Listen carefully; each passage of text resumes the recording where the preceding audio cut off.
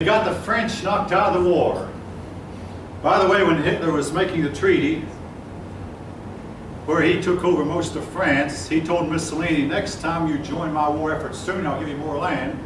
So he gave Mussolini about a few hundred yards of French territory and said, I'll give you more if you join me more quickly next time.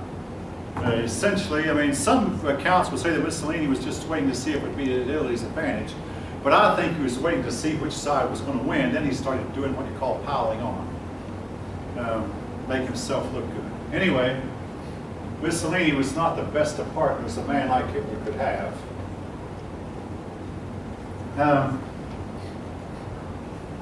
Well, the United States, though, did begin shipping the equipment to the British. And the same thing that had happened in World War I began happening again.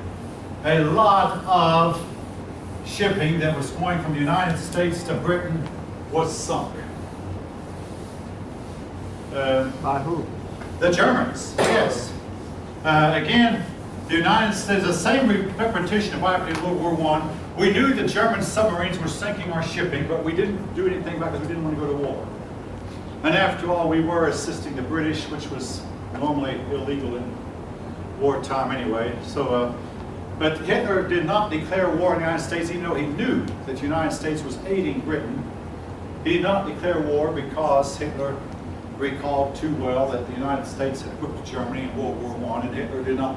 Hitler is believed that he did not really want to fight the United States. All right.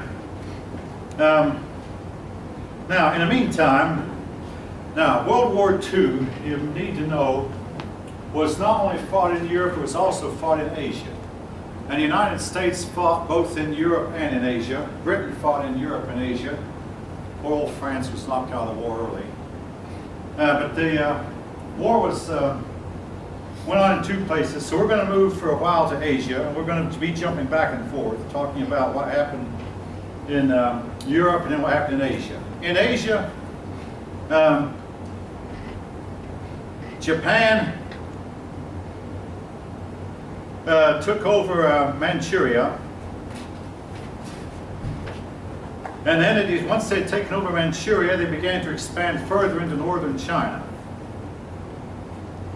Now, you might wonder, how could the Japanese defeat the Chinese? It was simply because the Japanese had modernized and the Chinese had not. So China, with its almost 1 billion people, were not able to initially take on the Japanese. Now, they were later. Here's why. Japan began to spread itself too thin. They began to move into the Philippines, into Vietnam, into India, and make moves on Australia as well as China. And they simply did not have the manpower to take over the whole eastern part of the globe. But they made their initial moves into Manchuria and then into China. The United States began to supply, and Britain too, began to supply the Chinese with armaments that eventually enabled the Chinese to stop the Japanese advance, and eventually, but it took some doing, to drive the Japanese out of China. Now, at this point, Chiang Kai-shek and Mao Zedong, we talked about both of them, they forgot their quarrels and united together to where both of them agreed that they must drive out the Japanese. So the communists and the nationalists in China got together, forgot their quarrels long enough to fight off the Japanese. Then when the war was over, they resumed their quarrels, with the communists winning, as I guess you all know by now.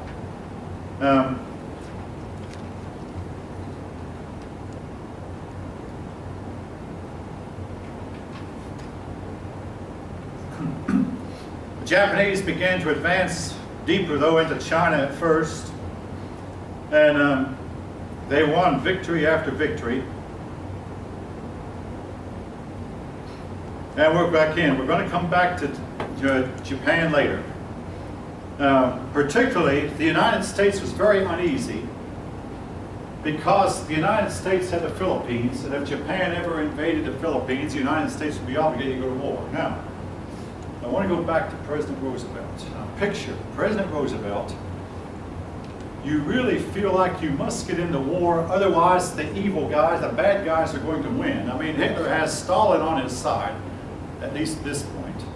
Hitler has Mussolini on his side, and he has Japan on his side. And the United States is the only big country, now Britain is the only big country standing in the way of Hitler taking over the world, and the United States is sitting there doing nothing. And Roosevelt's afraid that if we let Hitler win, he'll come to the United States next. And he's already realized we've let Hitler get too big, we should have stopped him earlier. And some of Roosevelt's advisors began whispering in his ear, Mr. Roosevelt, I know you want to get involved in a war, but I'll tell you how you can get in it. Hitler's not going to declare war on you. Hitler doesn't want to fight. He knows you're supporting Britain. He doesn't want to fight you. So what you do, you can get in the war by means of Japan. Provoke the Japanese, and they'll get you, they'll start fighting you. And then you'll find yourself in a war against Germany also, but you've got to somehow provoke the Japanese. So Roosevelt began cutting off the supply of scrap iron, and we had a lot of scrap iron that we'd give to Japan. We cut off the supply of scrap iron, cut off the supply of oil that we've been shipping to Japan, cut it off, all in an attempt to make unfriendly moves on the Japanese. In effect, now you might think, am I accusing my government of forcing Japan to fight us? Yes and no. The fact is, I'm actually accusing the Japanese of making the first moves. Then we made the second move by trying to cut off Japan's lifeline, its oil and its scrap iron. But they made the first move. We made the second move. Then they made the next move when they made an attack on us in Pearl Harbor. That's jumping ahead of the story a little bit. Anyway,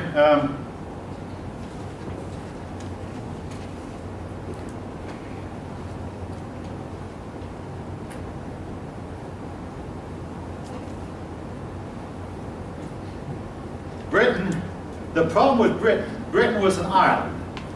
That meant that Hitler would have to cross the English Channel to get to Britain. So, Britain sent its Germany sent its Air Force.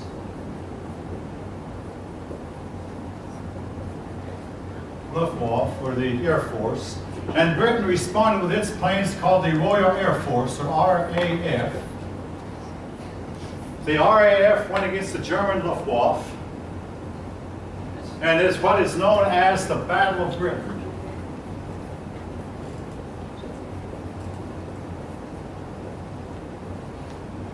Now, the British people endured night after night of bombing and more bombings. The Germans came in with their big bombers and dropped bombs, and the British aircraft then would respond by going with their airplanes.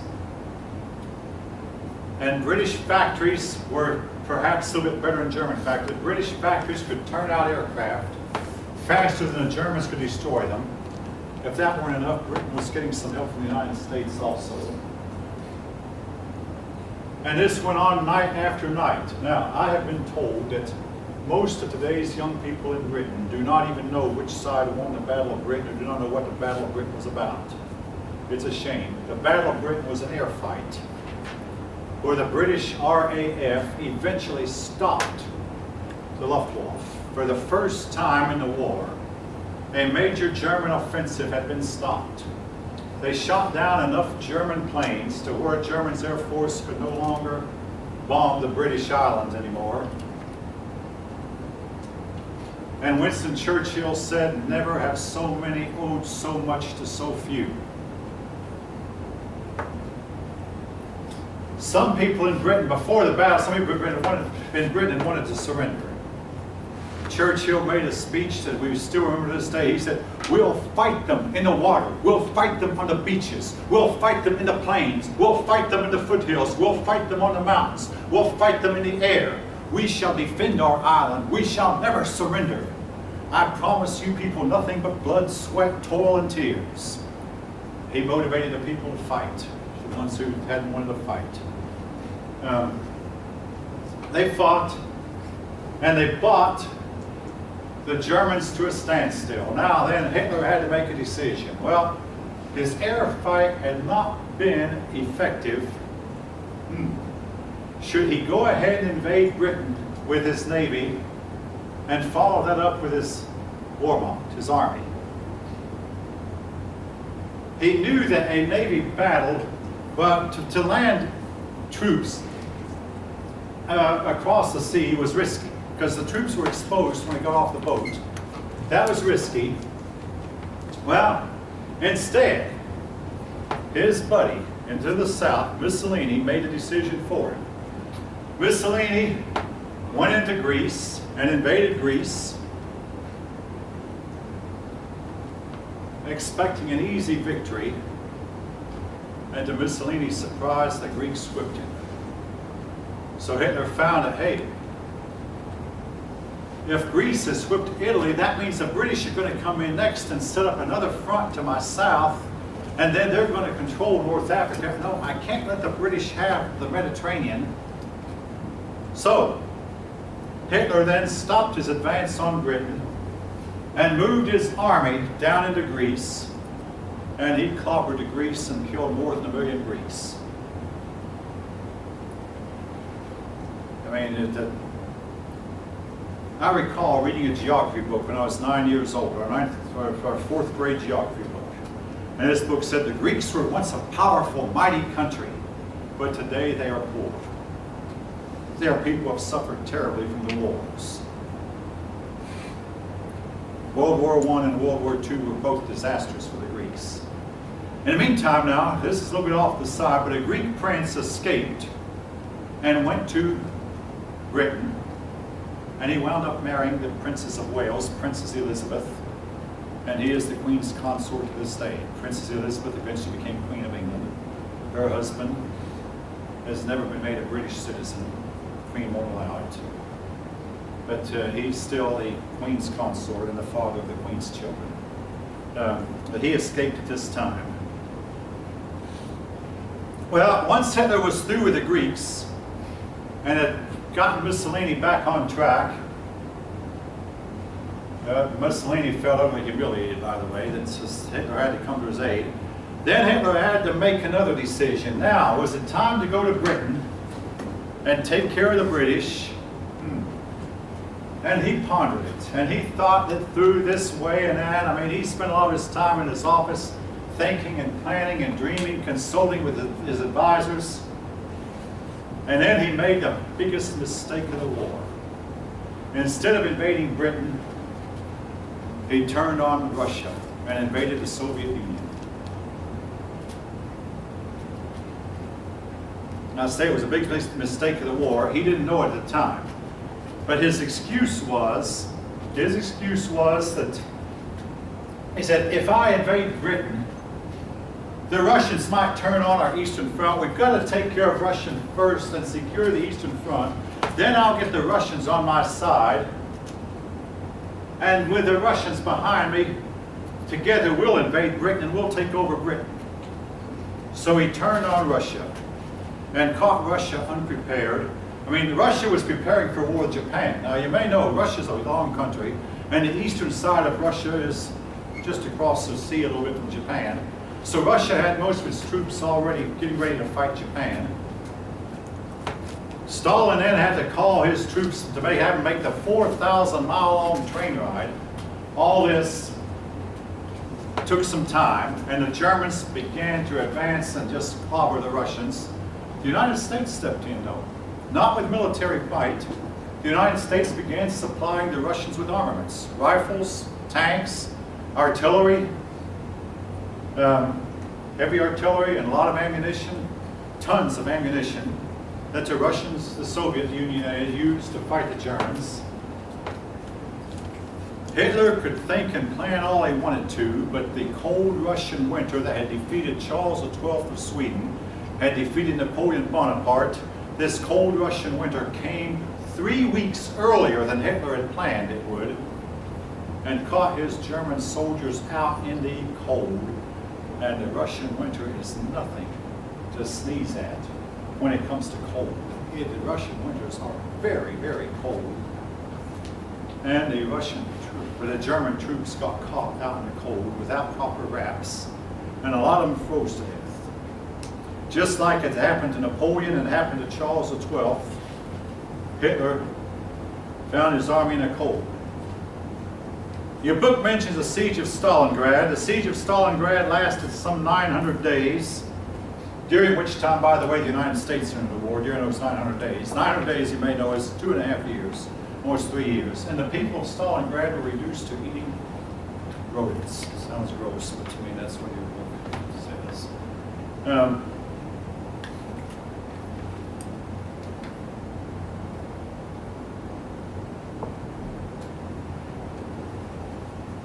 Well, Stalingrad never surrendered. In fact, eventually, the tide of war turned right about here when the Soviet army was able to stop the German advance, and only a few frozen, shell-shocked German troops were left to surrender. In the meantime, Great Britain had some respite. They had a chance to rebuild, regroup, get more armaments from the United States, rebuild more armaments, and eventually take the offensive and start bombing German cities. All right. Again, the invasion of the Soviet Union was one of Hitler's biggest mistakes. His one big mistake he'd already made was not allowing his troops to finish off Dunkirk. In fact, I talked to a German who, at another school, who actually was a Nazi himself and almost said so. He said the Jews deserved what they got from Hitler. But he himself blamed Hitler for the loss of the war. Hitler's bungling, Hitler's stupidity. Hitler should have told Mussolini, well, you got yourself into this mess, I'm not going to bail you out because I can't. And Hitler should have told the Japanese the same thing. Anyway, Japan. All right, folks, the day was December 7th, and this is one day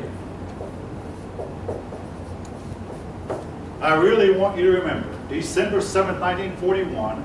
It occurred on Sunday. My mother told me about it. She said that they went to church on Sunday, got home, and then people would call them up and say, turn your radio on. And we're going to turn your radio on. Any station will do. They're all telling the same thing. Just turn your radios on. They all turned their radios. They went to church and came home and told turn the radios on and learned the Japanese had invaded Pearl Harbor.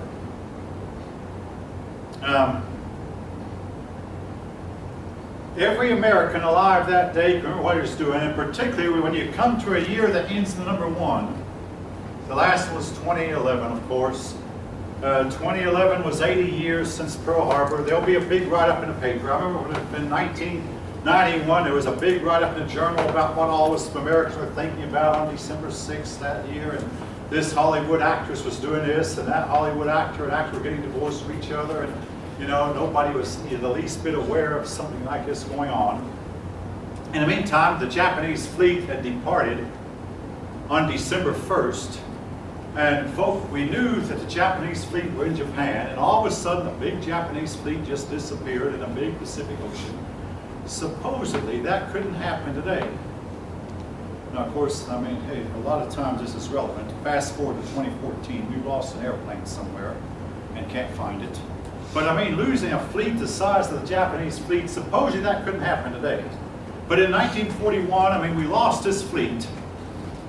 In the meantime, Japan sent 3 ambassadors to Washington to negotiate a peace and try to convince the United States that, hey, you people are doing us harm by cutting off our supply of oil, cutting off our scrap, and we really would appreciate it if you could, if we could find some solution. But the ambassadors were just a fake that really Japan was sending its fleet to attack Pearl Harbor. Now, folks, here comes the $75,000 question. Did President Franklin Delano Roosevelt know that Pearl Harbor was about to be attacked and sit there in his office and do absolutely nothing about it and let them attack Pearl Harbor so that the United States would get involved in a war? Many a person have said so from the day it happened to this day. And the last time I read about it, the Atlanta Journal-Constitution said what President Roosevelt might have known in advance the attack died with him. We'll probably never be able to prove it. Airplanes flying over saw the fleet and reported it. Nothing was done. And a man listening on the radio could hear the ships talking to each other by means of a code that he could not decipher. The Japanese used code. At that time, we had not deciphered the code, but we could hear the fleet talking to each other in Morse code. Again, it was dismissed. Nothing was done until all of a sudden early in the morning the bombs began to fall. There have been several movies made of it. I saw one just a few days before I started teaching here in the year 2000, a movie entitled Pearl Harbor, about how the Japanese made a sudden surprising sneak attack and destroyed our battleships, most of them, including the Arizona. Caught us with our airplanes on the ground. We did get a few planes in the air. We did shoot down a few airplanes. And we did knock out several Japanese submarines. But it was the worst naval defeat in American history. 2,000 American sailors were lost. But guess what Roosevelt had? What he gained? He gained his war. The next day he went before a joint session of Congress. I mean, when the Congress meets into the Senate comes to the House side, because the Senate is not big enough for the House members. So the senators came to the House side of the Congress, and Roosevelt stood in front of them and said, "I move that we declare war on the Japanese Empire." And he got a big round of applause, and only one woman voted against it.